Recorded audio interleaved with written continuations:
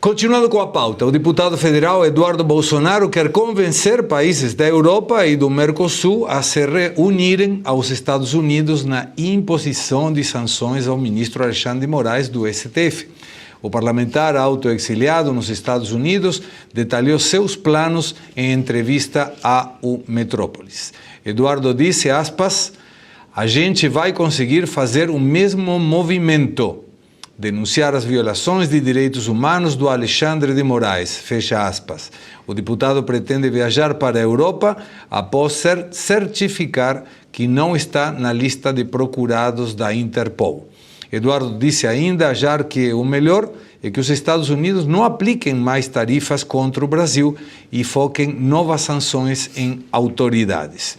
Eu tinha uma ideia maluca, que era, já que o Eduardo tem boa chegada com o governo Trump, por que não conseguir, de repente, que o Eduardo Bolsonaro ou até o Jair Bolsonaro tivessem a cidadania brasileira, a cidadania americana, consigam o passaporte diplomático, porque são nomeados, por exemplo, embaixador americano no Brasil, que não tem um agregado comercial, uma pessoa quinta no escalão de referências diplomáticas. Seria muito maluco, Lucas?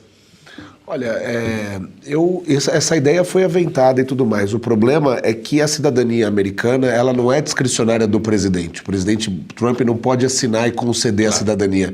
Ela depende de um processo que envolve diversas esferas, diversas instâncias, diversas etapas, passa por uma questão patrimonial, por uma questão de histórico, por uma questão de vivência no país, de motivação, enfim. Mas seria fantástico. E, sim, eu acho que o pessoal está sentindo a força aqui no Brasil. Nós fizemos a manifestação no domingo, nos encontramos na Paulista, Segré. Há muito tempo eu não vi a Paulista daquele jeito. Eu de manhã estava em Ribeirão, nós juntamos 6, 7 mil pessoas em Ribeirão, um domingo de manhã. Depois fui à Paulista e ontem nós fizemos uma carreata, uma motociata, saímos do MASP às 19 horas e fomos até a Lespe. Nós, pelas nossas contas, a polícia estava lá também, tinha umas 1.000 pessoas. E nós combinamos assim, começamos meio-dia, eu, Pavanato, Holiday, meio-dia, vamos fazer um carrinho de som ali pequenininho.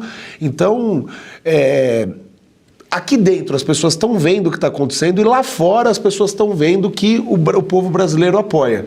Infelizmente, essa sua ideia, apesar de ótima, não é factível, mas eu tenho certeza que essas sanções do Trump que vão avançar. O Eduardo está fazendo um belo trabalho e vai continuar fazendo. A Europa eu acho que vai entrar nessa. Aqui na América do Sul é mais complicado, mas o Milei, que é o segundo maior país aqui da América do Sul, é o segundo país mais importante do ponto de vista econômico, acho que também tem condições de avançar. E o cerco tem que ir fechando. Agora, o Segré, é dia a dia, a gente não sabe o que vai acontecer. Tem uma frase... Não sei se é do Ulisses Guimarães que diz que no Brasil até o passado é incerto, né? Pedro Malan. Pedro Malan. Até o passado é incerto. O futuro, então, quem dirá, né? Vamos ver. Eu, mais do que tudo, tenho esperança, tenho fé em Deus de que as coisas vão mudar nesse país. Bom, o longo prazo no Brasil é daqui a 2 horas. Porque tudo pode mudar. Exatamente. Professor Suano, você como especialista em relações internacionais, qual seria a sua observação ou a sua consideração sobre o trabalho que está fazendo o Eduardo Bolsonaro, tentando ampliar essas sanções para a Europa e o Mercosul? Olha, eu não quero que as pessoas avaliem o que eu vou falar aqui como uma espécie de apenas apoio irrestrito ao Bolsonaro pela simpatia que eu tenho pela família Bolsonaro e pelo bolsonarismo, tudo aquilo que ele representa. Por isso que eu vou falar, eu vou começar com uma palavra que é bem impactante. Está sendo espetacular o trabalho que ele está fazendo. Historicamente, as pessoas vão ter que agradecer diretamente ao Eduardo Bolsonaro pela decisão que ele tomou. O Graham Greene, ele tinha uma frase que ele dizia assim: os maiores santos foram homens com uma capacidade muito acima do comum de fazer o mal. Os piores homens, eles, por fração de segundos, deixaram de se tornar santos. Significa o quê? É uma decisão que um cara toma. Quando Eduardo Bolsonaro tomou a decisão de eu vou, se necessário for, renunciar ao meu cargo, ao meu mandato, para fazer algo que é necessário, que é uma articulação internacional de esclarecimento de tudo o que está acontecendo no Brasil, ele colocou sob risco sua vida, sua integridade, seu cargo, sua independência financeira, ele colocou sob risco tudo. E aí ele começou o certo. Primeiro foi nos Estados Unidos, porque ele tem acesso direto ao presidente Trump. Por ele ter acesso direto, ele mata todas aquelas etapas burocráticas administrativas. E quando você estuda a teoria de tomada de decisão, há vários modelos de tomada de decisão. Um deles é aquele que diz respeito a toda a briga administrativa e burocrática que tem até chegar ao tomador de decisão de última instância. E ele matou tudo isso. Esse é o primeiro ponto. Segundo, ele estender para a Europa é espetacular, porque o cerco precisa se fechar com esclarecimentos e com medidas restritivas concretas em relação a esses indivíduos que são, sim, criminosos no âmbito do direito internacional. Direito humanitário, porque o que eles estão fazendo são crimes contra a humanidade, são crimes contra os direitos humanos, tudo que eles estão fazendo é criminoso. Aí ele vai estender. Está absolutamente certo, inclusive na decisão que ele está tomando agora. Por qual razão? Porque aí já não é mais uma decisão exclusivamente para garantir a execução desse projeto. É para garantir aquilo que garantir a oposição à narrativa que o governo está fazendo.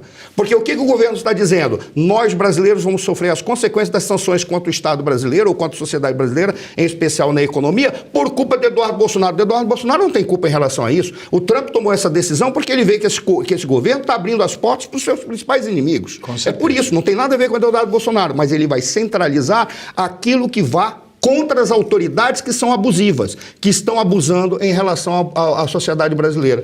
E os norte-americanos já entenderam. É um governo podre, com autoridades podres, que desrespeitam os direitos humanos e estão fazendo algo que é pior da perspectiva americana. Estão abrindo espaço para nós perdermos no cenário internacional aqueles espaços livres e democráticos, o que é benéfico para os Estados Unidos, que trabalham com decência, porque eles trabalham com empreendedorismo, com meritocracia, com livre concorrência, com competição. Até mesmo, com todo respeito, Arthur, até mesmo quando os Estados Unidos colocam as sobretaxas, eles não colocam a sobretaxa porque eles estão querendo ficar à frente. Não, é porque os norte-americanos, em relação às taxas que são lançadas pelo mundo, eles são sempre deficitários.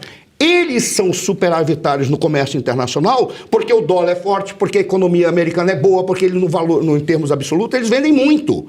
Mas não é porque eles cobram mais taxas do que os outros. Todo mundo cobra mais taxa do que os Estados Unidos cobram. Então, a lógica é essa. Eduardo Bolsonaro, a história vai agradecer o que ele está fazendo, exceto se uma grande hecatombe de autoritarismo, ditadura e mau-caratismo conseguir frear as ações que estão sendo feitas pelo deputado, não acabou, pelos deputados que estão lá no Congresso e pelos senadores. Eu espero que o povo não recue e continue dando força para essas lideranças que, na realidade, são empregados do povo. E tem que responder aquilo que o povo quer.